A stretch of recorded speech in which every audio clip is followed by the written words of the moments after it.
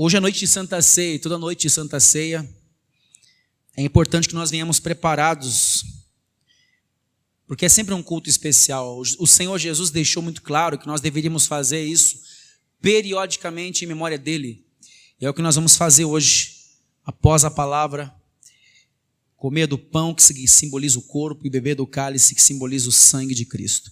Verso 25 de Atos, capítulo 16, diz assim: perto da meia-noite, Paulo e Silas oravam e cantavam hinos a Deus, e os outros presos os escutavam. De repente sobreveio um terremoto tão grande que os alicerces do cárcere se moveram, abriram-se todas as portas e foram soltos os grilhões de todos. Meu Deus, no nome do Senhor Jesus, Pai, como nós somos gratos, meu Deus, pela Tua palavra, Senhor. Como nós somos gratos por estar aqui. Ó Deus, eu quero te pedir, ó Deus, que a Tua palavra nos fale de maneira profunda.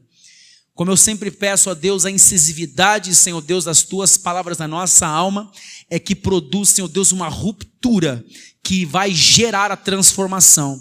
Do contrário, Senhor Deus, nada muda em nossas vidas, Pai. Por isso eu te peço, ó Deus, que a Tua palavra se faça ouvir e que o Teu poder transforme as nossas vidas por meio dela. Em nome de Jesus, nós oramos e te agradecemos. Amém. Segure sua Bíblia um pouquinho.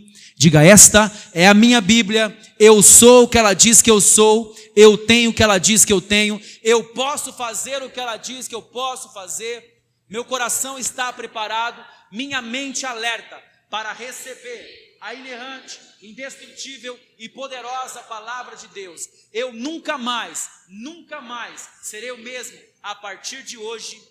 Em nome de Jesus. Amém. Pode tomar o teu assento, por gentileza, pode se assentar. Eu tenho um aviso importante para dar aqui também. Estava escondido aqui embaixo. Vocês que têm por hábito ajudar o trabalho de ação social aqui da igreja, nosso trabalho de ação social é levado a sério, tá, irmãos? Então nós confeccionamos cestas. Algumas pessoas trazem a cesta pronta já, tudo bonitinho, e elas deixam ali para que seja feito conforme eles administram o mantimento que é trazido, tá ok? Então, está aqui no final do culto, você pode vir e você pode... pode vir não, lá na porta, alguém vai te entregar lá, tá ok? E você pode pegar, e no próximo culto você vai vir com o seu mantimento para entregar. Se você quiser investir mais, invista mais do que o que está aqui. Por exemplo, eu tenho aqui 3 fermentos para bolo. Você pode trazer mais alguma coisa? O fermento e mais alguma coisa que você tem lá? Um alimento não perecível. Extremamente importante isso, tá? Muito, muito importante mesmo, tá ok? Eu conto com a ajuda de todos vocês em nome do Senhor Jesus. Nos últimos cultos, os últimos 3 cultos, quinta, domingo de manhã e domingo à noite da semana passada, nós falamos a respeito de um salto para o desconhecido, e não só esse salto, mas a experiência de se obedecer a Deus, diante das situações que você não tem o menor controle, diante de situações que você não tem a menor ideia do que vai acontecer, ou de quais são os propósitos e os desígnios de Deus a respeito daquela determinada situação. E mesmo assim você escolhe obedecer como uma forma de nós entendermos. O título da mensagem foi esse: um salto de confiança no desconhecido. Porque é justamente o que nós temos que fazer. O que nós lemos aqui hoje, na verdade é um gancho com aquilo que nós começamos a falar semana passada. Porque o texto que nós lemos aqui fala exatamente de uma situação muito similar, no qual o apóstolo Paulo e também Silas estão envolvidos. 2 grandes homens de Deus, que fizeram uma diferença extraordinária na igreja, dentro do ministério que eles executavam, e uma grande diferença eles fizeram para o evangelho de Cristo nos primórdios da igreja. Olha só. No versículo 9 do texto que nós lemos, do capítulo 16, você vai encontrar a Bíblia dizendo que Paulo teve uma visão. Eu não sei se foi um sonho ou se foi uma visão, porque muitas vezes a Bíblia ela fala sobre visão, mas a visão na verdade é sonho, e às vezes o sonho é a visão, então essa palavra se confunde um pouco. Mas na verdade, se é sonho ou é visão, sonho é quando você dorme e sonha, e a visão você está acordado e você de repente enxerga algo. E Paulo teve uma visão ou sonho, foi à noite, já não sabemos. Mas independente do que tenha sido, ele teve uma revelação de Deus. E qual foi a revelação? Foi revelado a ele, um homem apareceu para ele nessa visão, e esse homem disse para Paulo o seguinte: olha, venha ou passa para o outro lado, para a Macedônia, porque nós precisamos de ajuda. Paulo era um homem muito sensível à voz de Deus, muito sensível. E essa sensibilidade dava a Paulo a condição de todas as vezes que Deus falava para ele a decisão que ele tinha que tomar, ele prontamente obedecia à voz de Deus, sem nenhum problema. Obedecia à voz de Deus sem nenhum questionamento. E aqui no capítulo 16 do verso 9, a Bíblia diz que Deus usou esta visão para alertar Paulo do que ele tinha que fazer. Sabe o que Paulo fez? Exatamente o que Deus mandou. Ele chamou a Silas e avisou as outras pessoas que faziam parte do seu rol de ministério. E ele disse: nós vamos sair daqui, porque Deus me mostrou que há alguém, ou pessoas, melhor dizendo, precisando da nossa ajuda na Macedônia. E ele então saiu dali e foi em direção a essa cidade. Este homem na visão rogava: passa para a Macedônia e nos ajude, por favor. E assim foi se desenrolando a história. Quando Paulo foi em obediência à voz de Deus e chegou na primeira cidade da província da Macedônia, ele chegou na primeira cidade, que é um lugar muito grande, e ele então ali começou a pregar o evangelho e várias conversões começaram a acontecer. Leia o texto para você ver. E no meio de toda esta obra que Deus foi fazendo por meio do seu ministério, a Bíblia diz que ele encontrou uma moça que tinha um espírito de adivinhação. Isso ainda está no capítulo 16, um pouco antes do texto que eu li como base para a mensagem, um pouquinho antes. Ele encontrou essa moça, e tendo encontrado ela, ele percebeu quem ela era, mas ele não tomou nenhuma atitude, porque talvez no momento ele não viu a dimensão espiritual em que essa mulher, esta moça estava imergida. Ele só percebeu quando a moça começou a sair atrás dele de Silas, dizendo assim, ó: estes dois são verdadeiros homens de Deus. Estes dois são verdadeiros homens de Deus. A verdade, irmãos, é que ela não estava errada, mas a forma como ela estava falando perturbou o espírito de Paulo. Paulo ficou tão perturbado no seu espírito por causa do discernimento que ele tinha, que ele olhou para essa moça e ele entendeu, ele fez uma leitura do que estava por trás daquelas palavras de engrandecimento sobre eles. Na verdade, era uma deusificação que ela estava fazendo. Estes são verdadeiros homens de Deus, e todo aquele glamour verbalizado por ela com relação a eles, era justamente para trazer algum tipo de vaidade. Não sei dizer exatamente os meandros de tudo isso, mas o que eu consigo entender é isso, justamente por causa do incômodo que Paulo sentiu. Paulo olhou para ela e falou assim, ó: esse espírito maligno eu repreendo agora. E ele deu uma ordem para aquele demônio, e aquele demônio saiu da moça. Ela ficou liberta. Irmão, você já deve ter tido a experiência de ver uma pessoa que foi liberta de uma possessão maligna. É um alívio muito grande. Essa moça já havia anos que ela era usada pelas mãos de homens corruptos para ler a mão de outras pessoas, e ela trazia o dinheiro, ela fazia leitura de mão, igual cigano. Ela fazia leitura, ela previa o futuro das pessoas, pagavam para ela fazer isso, e ela levava o dinheiro àqueles charlatões que estavam no pano de fundo da coitadinha da moça. Quando Paulo expulsa o demônio dela, ela entra em sã consciência e ela entende quem ela era. Ela estava fora de si. Então, quando aquele demônio é expulso, a moça recebe de bom grado a verdade e ela para de fazer o que ela estava fazendo. Em outras palavras, ela acabou com o lucro dos charlatões. E essa decisão desta moça de não fazer mais isso pela libertação que ela experimentou, custou a Paulo e a Silas uma prisão terrível. A Bíblia diz que eles foram presos. Por aí você consegue entender o que acontecia naquela época. O que predominava na Macedônia, na região principalmente onde ele estava, eram potestades muito grandes espirituais. Tanto é que quando Paulo libertou a moça, é mais ou menos assim, ó.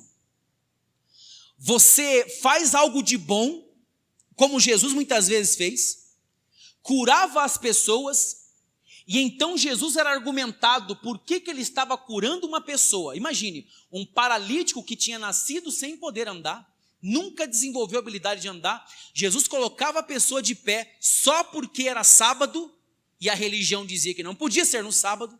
Jesus era perseguido ferrenhamente por isso. Assim aconteceu com eles. O que predominava naquele lugar era uma hoste espiritual terrível, terrível. E quando Paulo executa o milagre pela libertação dessa moça, então eles começam a perseguir Paulo e Silas ao ponto deles serem presos. Irmãos, o que essa moça fazia era uma coisa muito importante para eles. Você já passou em Curitiba e aquelas ciganas já pegou na tua mão? Aquelas mulheres que leem mão? Quem já teve essa experiência aí? Levanta a mão. Eu já tive essa experiência. Só que eu nunca pedi para ler minha mão. Nunca pedi. Eu lembro que uma vez eu estava passando, eu comentei hoje de manhã, eu passando numa praça em Curitiba, eu era novo. Eu ainda sou novo, irmãos, eu era um pouquinho mais novo do que eu sou agora. E eu lembro que uma mulher veio se aproximando de mim, e eu comecei a ficar com medo da mulher. Falei que essa mulher quer ler minha mão, falou, vem cá, que eu tenho revelação para você, revelação. Uma mulher cheia de corrente na mão, de colar no pescoço, um brinco que vinha daqui até aqui embaixo. E eu olhei para aquela mulher, fiquei com medo, as unhas dela compridas e pretas, irmão, situação. E daí ela veio na minha direção, e eu vou ler tua mão, falei, não quero. Ela foi, pegou, puxou meu braço, e ela pegou a minha mão e olhou assim, olhou bem para minha mão, e ela passou o dedo assim, e eu, para não ser agressivo com a mulher, senão eu ia ter que derrubar ela, porque a mulher não me largava. E daí ela pegou minha mão, e bem naquele período eu estava acabando de terminar um relacionamento, era muito novo, eu estava num período muito difícil da minha vida, eu tinha acabado de terminar o relacionamento, e essa mulher pegou na minha mão, ela olhou para mim e falou assim, ela olhou nos meus olhos. Sabe, irmãos, aquela pessoa que olha nos teus olhos assim, ó, parece que ela está olhando lá no fundo do teu globo ocular, lá no fundo. E ela olhou nos meus olhos assim, olhou para minha mão, olhou para os meus olhos e falou assim, essa moça não era para você. Acredita nisso, irmãos? Eu olhei e falei, o sangue de Jesus tem poder. Como é que ela sabe?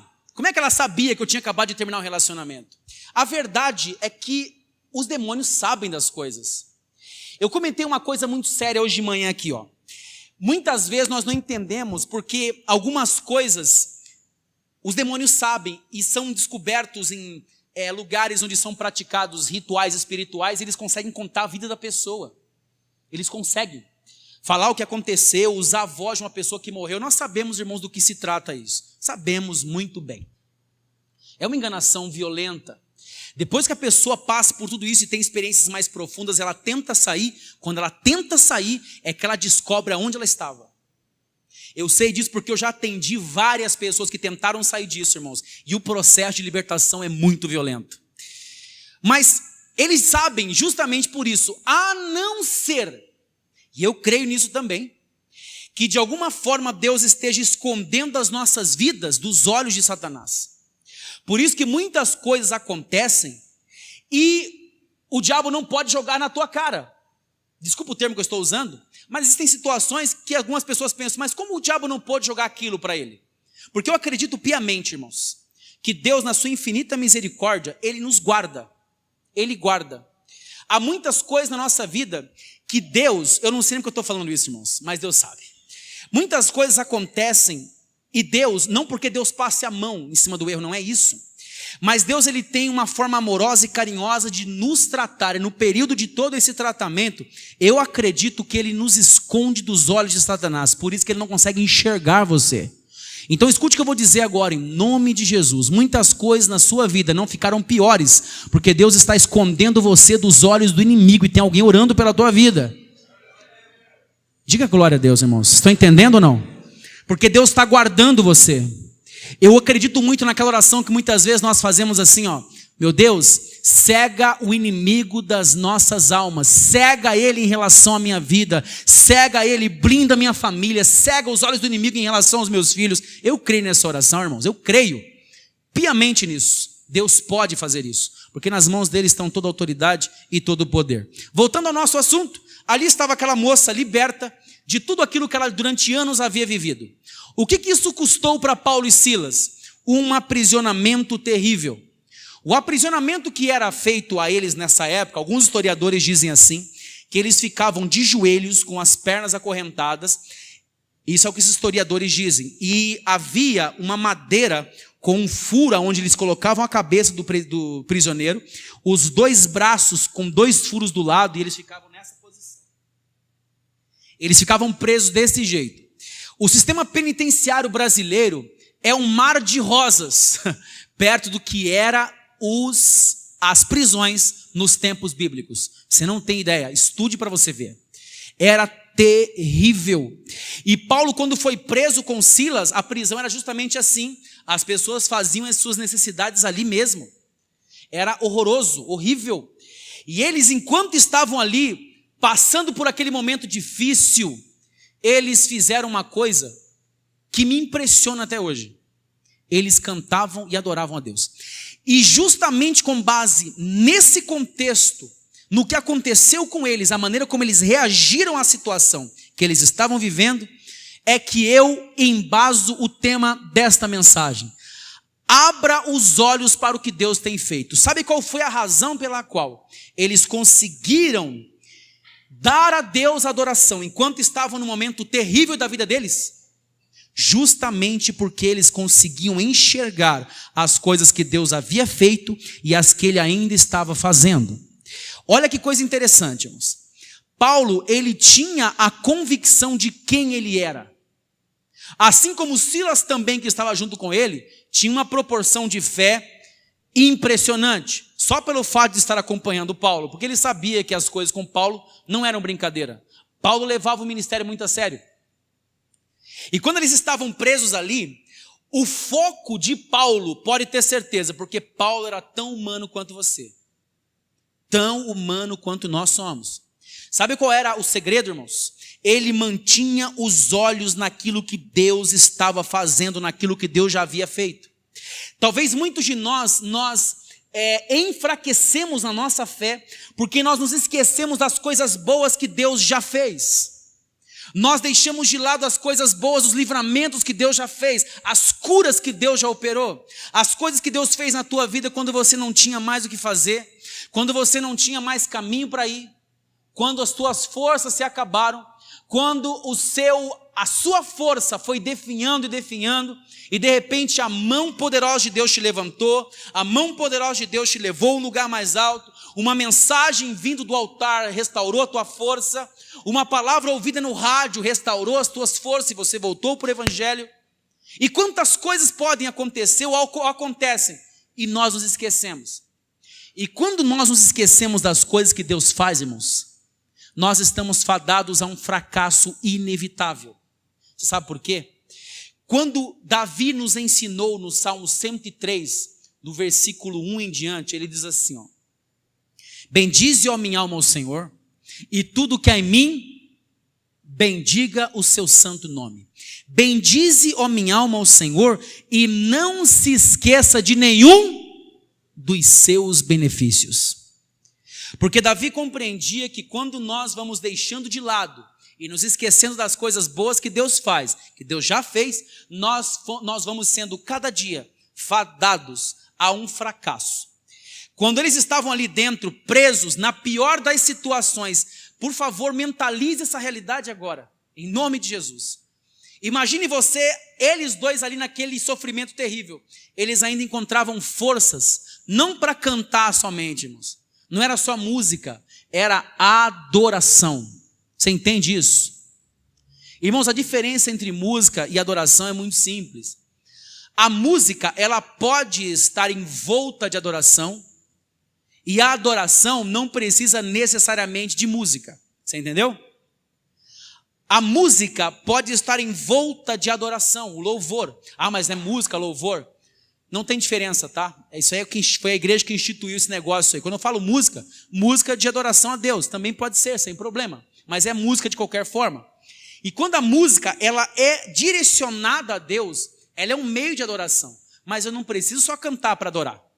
Eu posso adorar a Deus, sabe como? Com um espírito de gratidão a Deus, mesmo quando as coisas não estão como eu esperava. A adoração, irmãos, é sinônimo de gratidão. Eu só consigo adorar se eu for grato. Não tem como adorar sem gratidão. Não há como você adorar a Deus no terreno da dúvida, não dá. Não dá para você adorar a Deus alimentando, melhor dizendo, a sua vida num terreno de dúvida. Porque ali você vai reclamar, você vai questionar as decisões de Deus. Por que Deus permitiu isso? Aonde ele estava quando isso aconteceu? Sabe o que o inimigo da tua alma quer? Ele quer tirar o teu foco, distrair você com aquilo que você considera ser a coisa mais difícil da sua vida. E é aí que eu entro no primeiro ponto. Qual é a primeira consideração? Para não perdermos o fio da meada. Olha só.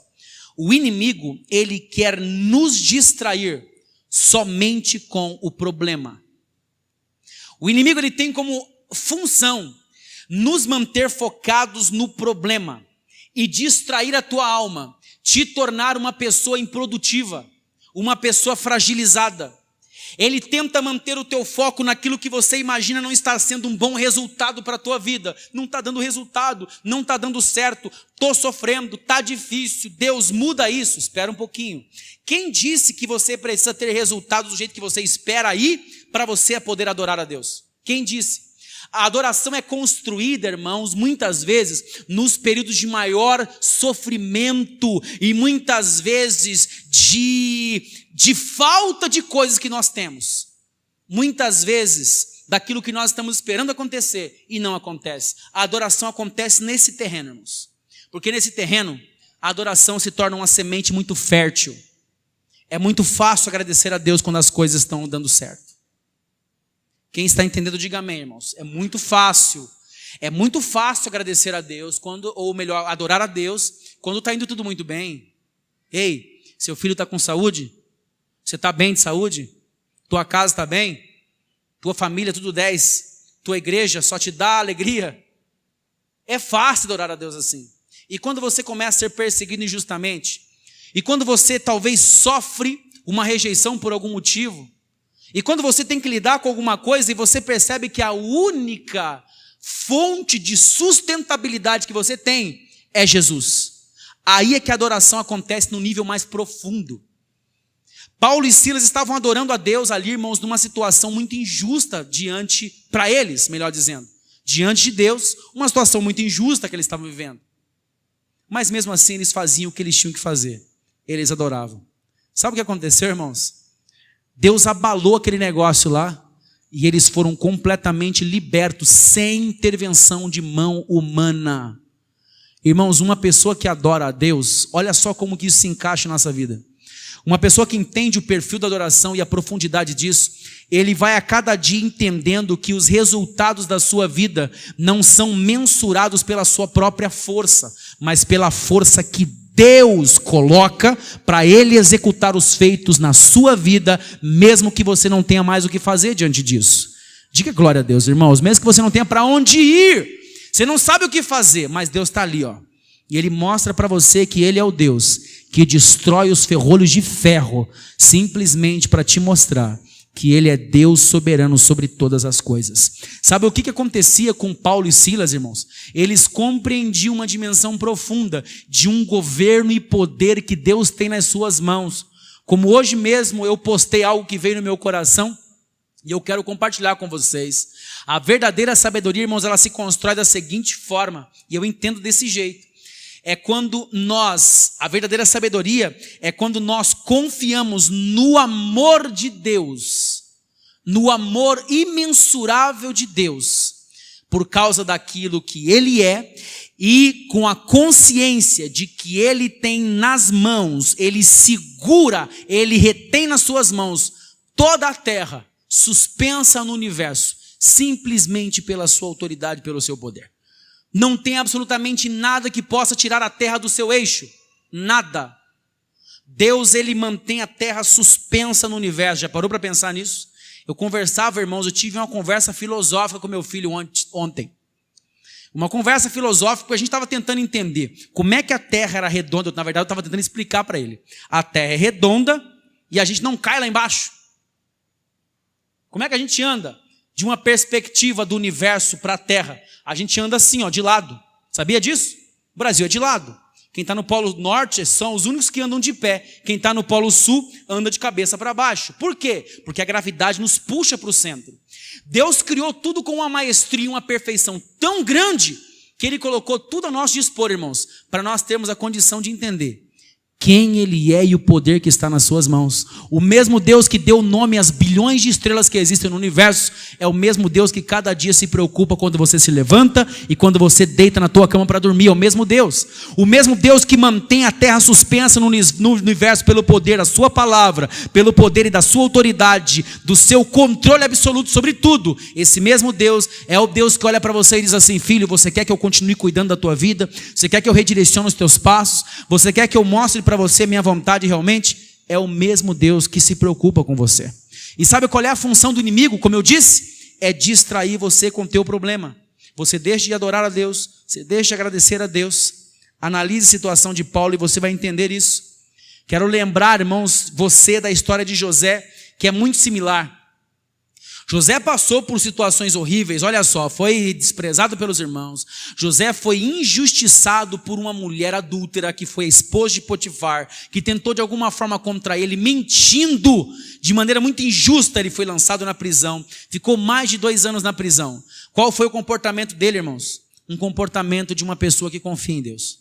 Ele não desistiu, ele não parou, ele simplesmente mantinha a sua fidelidade. Por isso que ele foi colocado como a maior autoridade na nação, que na época era a nação mais poderosa do mundo, que era o Egito.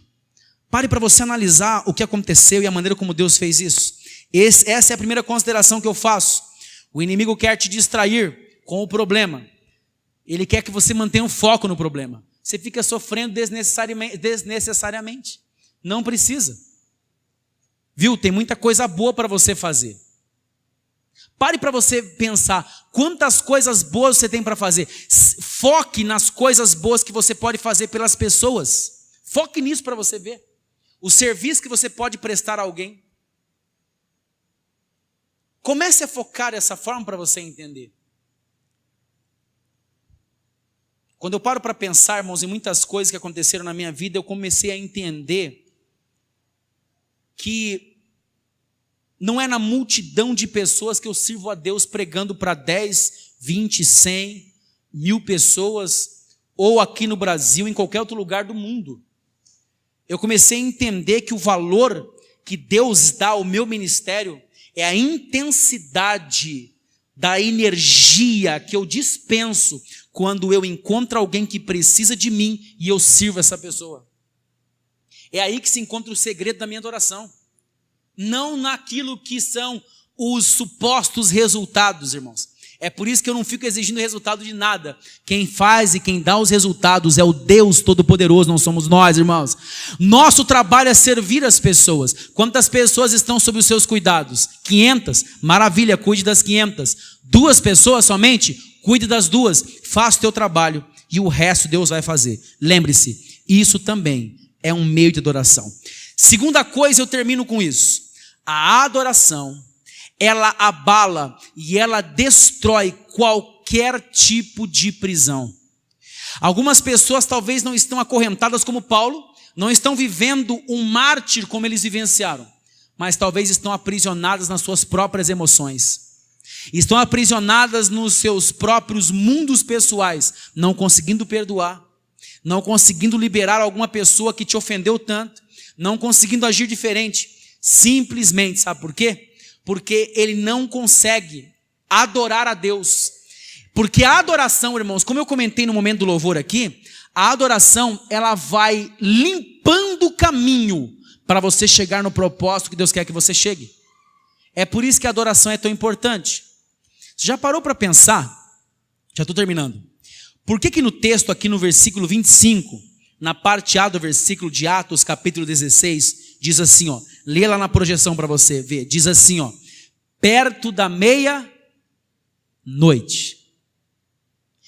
Eu não tenho a menor dúvida de que esse texto foi escrito com um motivo, uma razão. Ele poderia ter dito à noite, mas perto da meia-noite. A meia-noite nós sabemos muito bem que é o ápice da escuridão da noite. Qual é o momento mais escuro da noite? É meia-noite. É justamente o horário em que o sol está no sentido oposto, em que no outro polo da Terra, no outro hemisfério, desculpa, o polo é norte e sul, outro hemisfério, leste e oeste. O outro hemisfério da Terra está com o sol meio-dia. Isso acontece o Brasil em relação ao Japão. Enquanto aqui é meio-dia, lá é meia-noite. Aqui é meia-noite, lá é meio-dia. É o ápice da escuridão. É quando o sol está exatamente no sentido inverso do planeta. É o momento mais escuro. Isso, irmãos, de maneira metafórica falando. Momento mais escuro. No momento mais escuro da vida deles, eles começaram a cantar. E é aí que eu gostaria de pedir que você prendesse a tua atenção no que eu estou dizendo, em nome de Jesus. Você considera isso talvez um problema muito grave, muito difícil, porque é muito tempo e Deus não faz o que eu estou esperando. É muito tempo e a coisa não acontece, meu emprego continua o mesmo, as pessoas continuam do mesmo jeito, meu casamento continua do mesmo jeito, há tanto tempo está e minha vida financeira do mesmo jeito. Irmãos, eu vou dizer uma coisa para você. Quando nós aprendemos o princípio da adoração, independente de fatores circunstanciais, nós aceleramos o processo de Deus na nossa vida. Sabe uma coisa que eu aprendi, irmãos? Eu aprendi uma coisa, e isso eu aprendi quando eu fui a penúltima vez lá nos Estados Unidos, uma mensagem que eu ouvi na quarta-feira pelo pastor John Gray, que é um homem de Deus. Muito engraçado, por sinal, um homem muito abençoado. Ele disse o seguinte: o propósito de Deus na nossa vida vai se cumprir. Ele disse isso, vai se cumprir. O que o diabo sabe é que isso vai acontecer. E sabendo que isso vai acontecer, o que ele faz? Ele não consegue parar você, mas ele tenta atrasar você. Perceba quantos empecilhos ele coloca contra a tua vida. Viu? Você sabe que você tem um chamado ministerial. Por que você não vem? Não posso por causa disso. Não me sinto preparado. Não acho que não é, porque eu tenho medo de entrar para o ministério e me frustrar. Isso tudo, irmãos, são empecilhos. Tudo isso são delays. Sabe o que é delay? É um efeito da guitarra que faz assim, ó, tanta, tanta, tanta, tanta, e não chega nunca no fim, fica só repetindo. Isso é delay. O delay é assim que acontece na vida espiritual da pessoa que não se dá, que não se entrega. E ele consegue parar, ou melhor, parar não, ele consegue atrasar. E a pessoa vive a vida e parece que nunca chega onde ela deve chegar. O caminho, irmãos, para nós chegarmos se chama adoração. Eu poderia falar qualquer outra coisa para você, mas não tem outro jeito. É adoração. Faça um altar para Deus na tua vida pessoal. E assim como Paulo e Silas, não importa o que aconteça, olhe para o mesmo lugar de onde você nunca deveria ter tirado os seus olhos, para cima. Porque é de lá que vem o teu socorro, é de lá que vem a tua resposta, é de lá que vem o que você precisa. Quando o salmista escreveu no Salmo 121, e eu prometo que agora eu termino por aqui, porque agora nós vamos para o momento da Santa Ceia. Salmo 121, ele era um homem que sabia para onde estava olhando, porque ele disse o seguinte: eleva os meus olhos para os montes. E ele fez uma pergunta, irmãos, para si mesmo: de onde me virá o socorro? E ele continua dizendo: o meu socorro vem do Senhor que fez os céus e a terra. Não deixará vacilar o teu pé. Ele está falando isso na terceira pessoa, mas ele estava declarando isso para si mesmo. Não deixará vacilar o teu pé. Não dormirá aquele que te guarda. Eis que não dormirá aquele que guarda Israel. O Senhor é quem te guarda, o Senhor é a tua sombra à tua direita. O sol não te molestará de dia e nem a lua de noite. O Senhor te guardará de todo mal, Ele guardará a tua alma. O Senhor guardará a tua entrada e o Senhor guardará a tua saída, desde agora e para... Pode aplaudir Jesus, irmãos. É Ele quem te guarda. É Ele quem te guarda. E essa verdade ninguém pode tirar de você. Coloque-se de pé, por favor, em nome de Jesus. Pai, nós queremos te agradecer, meu Deus, pelo poder da tua palavra, ó Deus, que vem para nos transformar, Senhor. Senhor, essa semana não vai ser a mesma semana, Pai, que foi a semana passada, não. Vai ser muito melhor, Senhor. Vai ser uma semana de muitas descobertas, Pai, de coisas novas. Vai ser uma semana, Senhor, de adoração. E na adoração, ó Deus, existe um terreno fértil para que haja produtividade. A adoração é um caminho para isso. Senhor, eu oro por todas as pessoas que estão enfrentando as suas lutas pessoais, desde aquele problema relativamente mais simples até os problemas mais complexos, Senhor. Ó Deus, eu creio no teu poder, Pai, e eu creio que a tua ação vem em favor do teu povo hoje, curando, sarando e fazendo verdadeiros milagres na vida da tua igreja. Nós oramos em nome de Jesus, Pai, e assim nós te agradecemos para a tua glória. E todos disseram: vamos aplaudir o Senhor Jesus.